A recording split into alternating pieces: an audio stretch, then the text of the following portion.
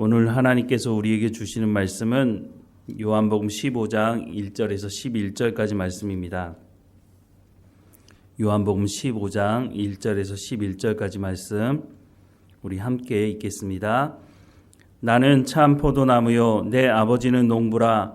물은 내게 붙어 있어 열매를 맺지 아니하는 가지는 아버지께서 그것을 제거해 버리시고 물은 열매를 맺는 가지는 더 열매를 맺게 하려 하여 그것을 깨끗하게 하시느니라. 너희는 내가 일러준 말로 이미 깨끗하여졌으니 내 안에 거하라. 나도 너희 안에 거하리라.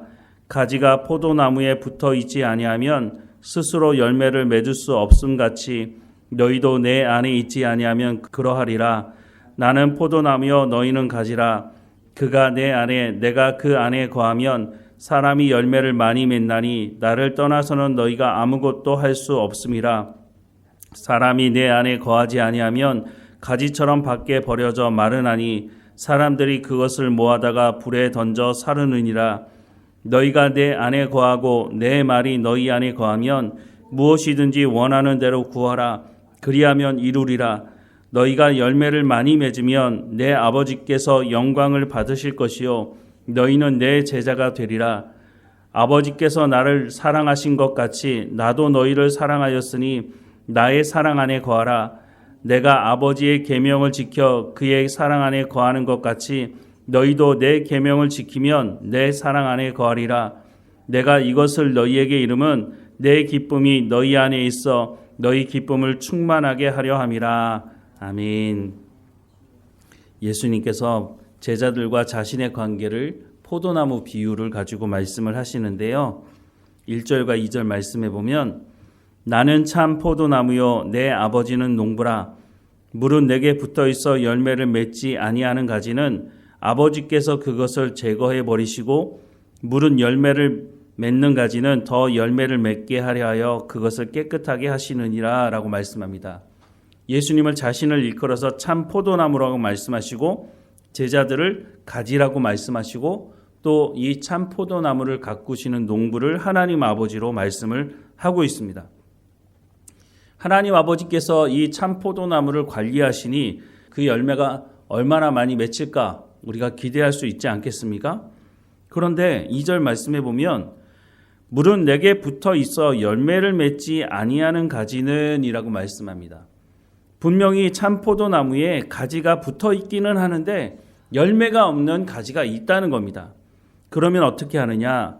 하나님께서 그것을 제거해 버리신다고 말씀합니다. 왜냐하면 물은 열매를 맺는 가지는 더 열매를 맺게 하기 위해서 열매 맺지 못하는 가지는 제거한다라고 말씀합니다.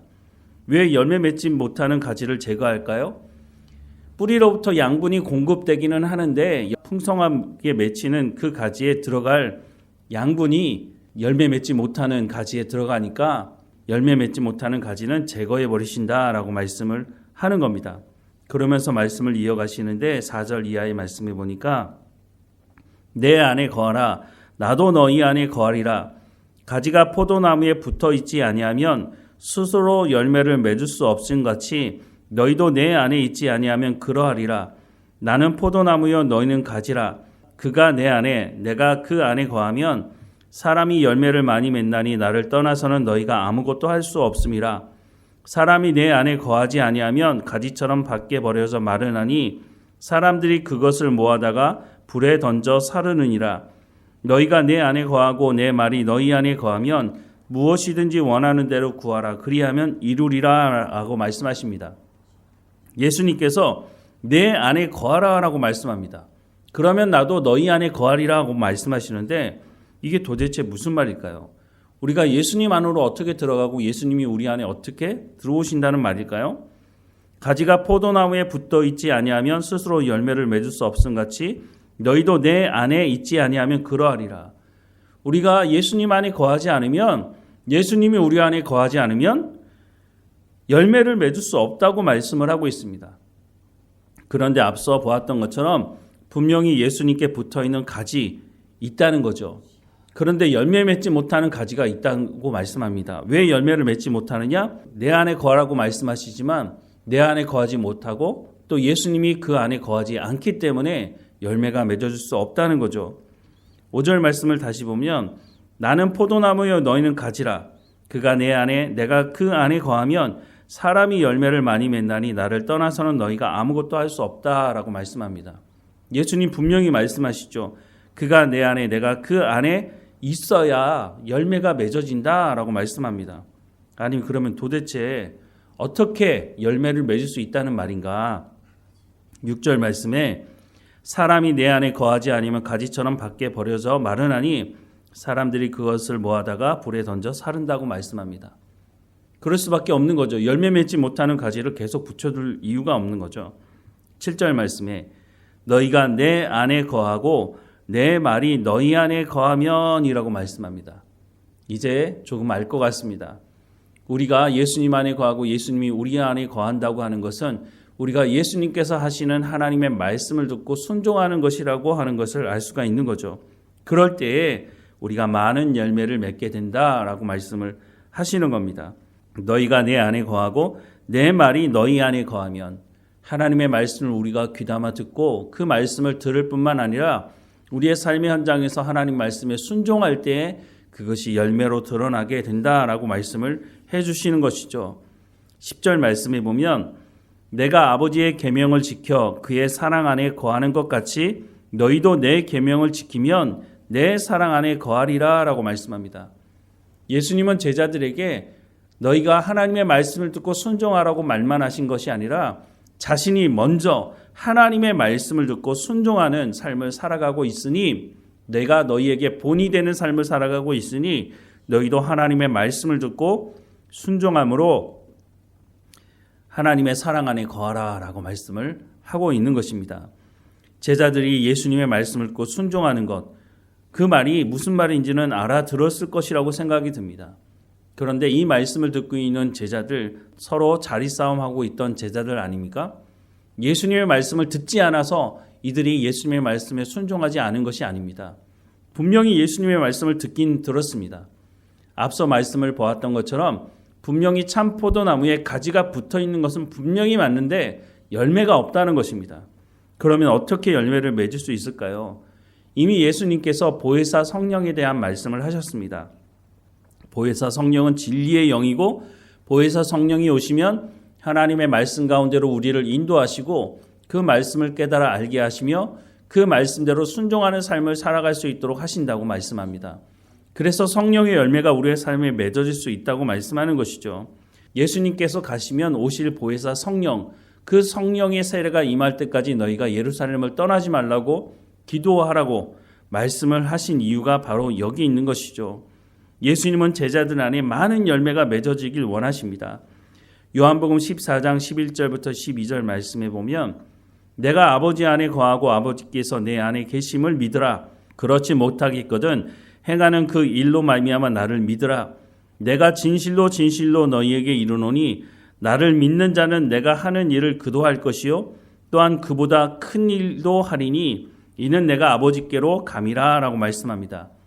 예수님이 행하신 그 표적, 예수님이 행하신 그 일들, 그것보다 너희가 더 큰 일을 하게 될 것이다 라고 말씀합니다. 우리가 어떻게 이 일을 감당할 수 있을까요? 열심을 낸다고 감당할 수 있나요? 그렇지 않습니다. 우리의 열심으로는 예수님께서 하신 이 일들을 감당할 수 없습니다. 그 성령의 충만함에 힘을 입어 우리가 하나님 말씀에 순종함으로 예수님께서 행하신 일보다 더 큰 일도 할 수 있다고 말씀하고 있는 것입니다. 우리가 이렇게 하나님의 말씀 가운데 거하고 그 하나님의 말씀대로 순종하는 삶을 살아갈 때 8절 말씀에 보면 너희가 열매를 많이 맺으면 내 아버지께서 영광을 받으실 것이요 너희는 내 제자가 되리라 라고 말씀합니다. 또 11절 말씀에 보면 내가 이것을 너희에게 이름은 내 기쁨이 너희 안에 있어 너희 기쁨을 충만하게 하려 함이라 라고 말씀하고 있습니다. 우리가 하나님의 말씀을 듣고 순종할 때 그것이 열매로 맺혀질 때 하나님께서 영광을 받으시고 우리 안에도 큰 기쁨이 있을 것이다 라고 말씀을 하고 있는 것입니다. 우리가 하나님의 말씀에 귀를 기울이고 순종하는 삶을 살아가야 되는 중요한 이유가 바로 여기 있는 것이죠. 하나님의 말씀에 우리가 하나님의 말씀에 귀를 기울이고 그 말씀에 순종하는 삶을 통해서 열매를 맺고 우리가 참 자유와 평안함을 누리는 삶이 바로 이 길이라고 하는 것을 말씀해 주고 있는 것이죠. 다시 한번 말씀을 드리지만 이렇게 우리가 열매를 맺을 수 있는 길로 나가기 위해서는 성령의 세례를 받아야 되고 매일매일마다 하나님 앞에 기도하며 성령의 충만함을 허락해 달라고. 성령의 충만함이라고 하는 것은 성령이 이끄시는 대로 우리가 삶을 살아가는 것을 말하는 것입니다. 내 생각과 내 고집대로 살아가는 것이 아니라 성령을 통해서 깨닫게 하시는 하나님의 말씀대로 순종하며 살아가는 삶을 말하는 것입니다. 우리가 성숙한 자리, 그리스도의 장성한 분량에 이르면 이를수록 내 고집과 내 생각대로 살아가는 것이 아니라 하나님께서 인도하시는 대로 하나님의 말씀에 순종하며 열매를 맺는 그 자리 가운데로 나가는 것이라고 말씀해 주고 있는 것이죠. 우리가 잘 알고 있는 이 포도나무 비유, 우리가 주님 안에 붙어 있고 우리가 예수님의 참 포도나무 대신 그 가지로 붙어 있을 때에 우리가 많은 열매를 맺을 수 있다는 것입니다. 하나님 말씀에 우리가 더 귀를 기울이고 순종하는 삶을 통해서 많은 열매가 맺어지는 하나님께 영광이 되고 참 기쁨을 누리는 우리의 삶이 되기를 주님의 이름으로 축원합니다. 기도하겠습니다. 사랑하는 하나님, 우리를 참 포도나무 대신 예수님께 붙어있는 가지로 삼아주셔서 감사합니다. 우리가 하지만 붙어있는 그냥 가지로만 있는 것이 아니라 뿌리로부터 공급되는 그 영양분을 통해서 많은 열매가 맺어지는 하나님의 말씀에 순종하는 삶을 통해서 예수님이 우리 안에 거하고 우리는 예수님 안에 거함으로 풍성한 열매를 맺게 하심으로 하나님께는 영광이 되게 하시며 우리는 이 땅의 삶에서 참 기쁨이 무엇인지를 맛보며 살아가는 우리의 삶이 될 수 있도록 인도해 주옵소서. 우리가 죽음 이후에 맛보게 될 그 하나님의 나라를 오늘 우리가 살아가는 이 땅에서 경험하게 하시고 맛보게 하시고 하나님과 동행하는 삶을 통해서 우리 이웃들에게도 하나님의 백성이 하나님의 나라가 무엇인지를 증거하며 살아가는 우리의 삶이 될 수 있도록 은혜를 허락해 주옵소서. 우리 가운데 성령의 충만함을 허락해 주셔서 하나님의 말씀을 깨달아 알게 하시고 그 말씀을 살아낼 수 있도록 성령께서 우리의 삶을 주관하시고 인도해 주옵소서. 하나님, 우리의 삶을 통해서 또한 우리의 자녀들이 하나님이 누구이신지를 알게 하시고 우리보다 더 갑절의 믿음을 가지고 살아가는 우리의 자녀들 될 수 있도록 은혜를 허락해 주옵소서. 늘 우리와 함께 하시는 하나님께 감사드리고 예수님의 이름으로 기도드립니다. 아멘.